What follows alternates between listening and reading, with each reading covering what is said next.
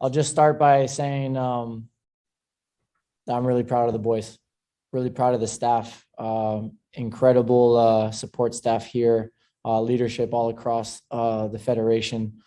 And of course, the most important actors are the players. I feel really fortunate to be a part of this process. And yeah, I'm really happy right now for the story that the boys told throughout the tournament. It was pretty inspiring.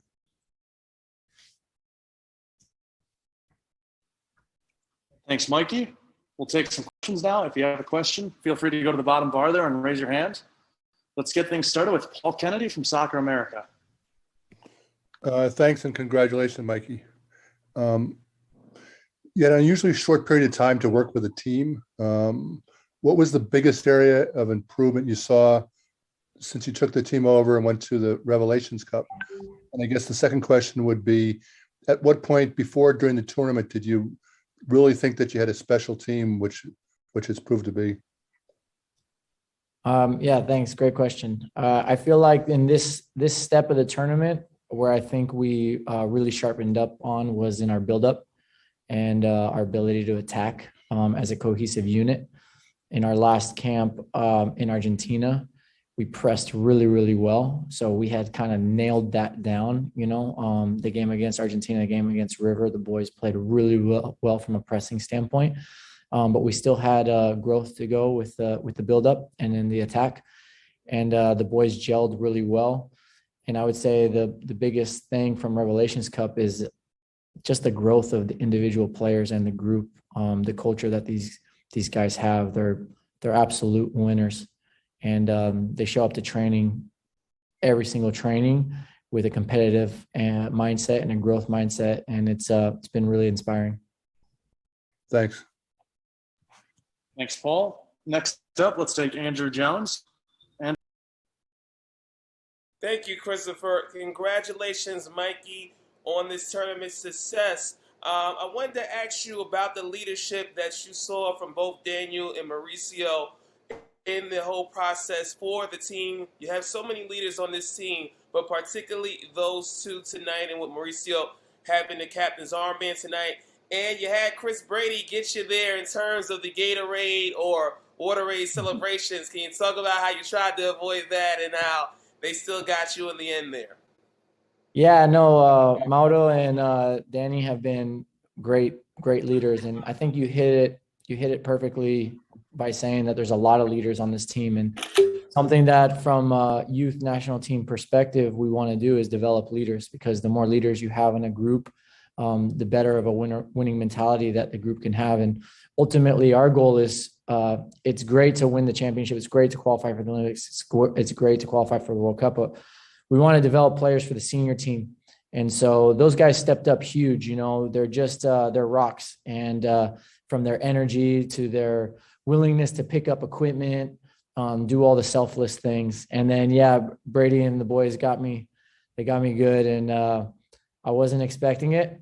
So yeah, I'm not the quickest. I wasn't the quickest midfielder, as you could see. So there was going to be no avoiding that one. Thanks, Andrew. Next up, let's American Soccer Now. Thank you, Chris. Congratulations, Mikey. Mikey, I'm just wondering if you can talk a little bit about the growth of your central defenders throughout this tournament and I guess this whole cycle. I mean, there was a little bit of a rough patch there against Canada, but since then, since the second Canadian goal, you guys never conceded another goal the rest of the tournament. Can you talk about like Marcus, Jalen, and Brandon and what you've seen from them this cycle and in this tournament and their progress and development? Yeah, absolutely. First of all three of those guys, they're absolute winners. So they take critical feedback in the best way. They're players that you don't have to be afraid to challenge them as a coach, and those are players that I love to coach, because you give them critical feedback, you challenge them, you provide them objectives that they need to meet in between camps, and they're the type of people who don't back down from those challenges. They time and time again raise their level to them. And I would say if you look back from Revelations Cup, the solidity of the central, the center of the park, basically all together, from the holding midfielders to the center backs. It's been incredible progress from them, and they're the heart and soul, because as much as you want to attack and play great football, if you don't defend, none of it's worth it. Thanks, Brian. As a reminder, if you'd like to ask a question for Mikey, you can go ahead and click on the reactions tab in the bottom bar. Next up, let's take J.R. Eskelson. J.R., go ahead. Hi, Mikey. Congratulations. I noticed in the celebrations that Rokas had an injury. He was wearing a foot brace, it looked like. I was wondering if you could shed some light onto Rokas's injury and maybe speak a little bit about the team mentality to battle back from maybe a shortened roster and playing in so many games in a short amount of time. Yeah, absolutely. Rokas sustained an injury to the bottom of his foot in the Costa Rica match, and he played through the rest of the half and actually into the second half. He's another warrior, just incredible mental fortitude and strength, and he's a really important player. Has been a really important contributor in this tournament.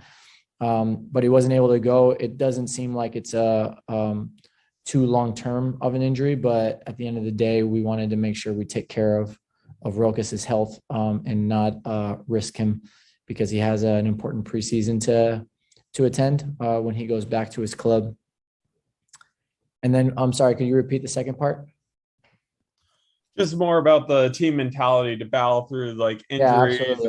Yeah, we talk a lot about expecting the expected. So, not being surprised by challenges that present themselves and looking at them as opportunities for other guys to step up. And then all we do is control what we can control. And that's the type of football we play. And if we have less subs, it's making sure we manage the game well with the ball and being able to rest during the game at certain points with the ball versus without it. Thank you. Next up, let's go with Alex Calabrese from Hot Time in the Old Town. Thank you. Hey, Mikey, congrats on winning the championship. Just wanted to ask, there were a lot of players who, for one reason or another, weren't able to make it to this tournament, including Brian Gutierrez, who just scored his first professional goal about 30 minutes ago. I just wanted to ask, when you look forward to the rest of the cycle and ultimately the U20 World Cup, how do you balance rewarding those guys who helped you get to the U20 World Cup and the Olympics versus who may be earning spots with their play for their clubs or elsewhere? Yeah, first of all, brings a smile to my face to hear Guti scored his first goal. We love that guy, and he wanted to be here. At the end of the day, none of these guys take anything for granted. They know that every time they put on the jersey, it could be their last time. This is the national team, and part of the reason that the team is as strong as it was in this tournament is because it's been a competitive process from the get-go. So there's no one naive here who thinks that anything is guaranteed. Tonight is about celebrating the moment and celebrating the achievement that the players here created. But at the same time, understanding that there was players that weren't able to make it here that helped along the process.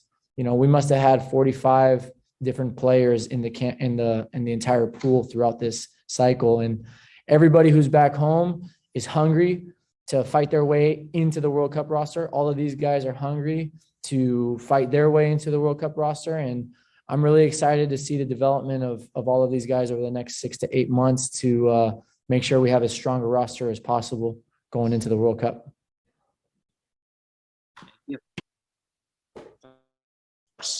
Last questions here for Mikey. Let's go back to Andrew Jones. Andrew, go ahead. Thanks, Chris. Mikey, for you, that relationship with Brian McBride throughout this whole process, what was the words for him tonight from him in terms of any words that you've had a chance to talk to him and the trust that you received from him in this whole process? And how are you personally going to be able to celebrate this and be able to take some time off before you're able to refocus and get the preparations going for the U20 World Cup?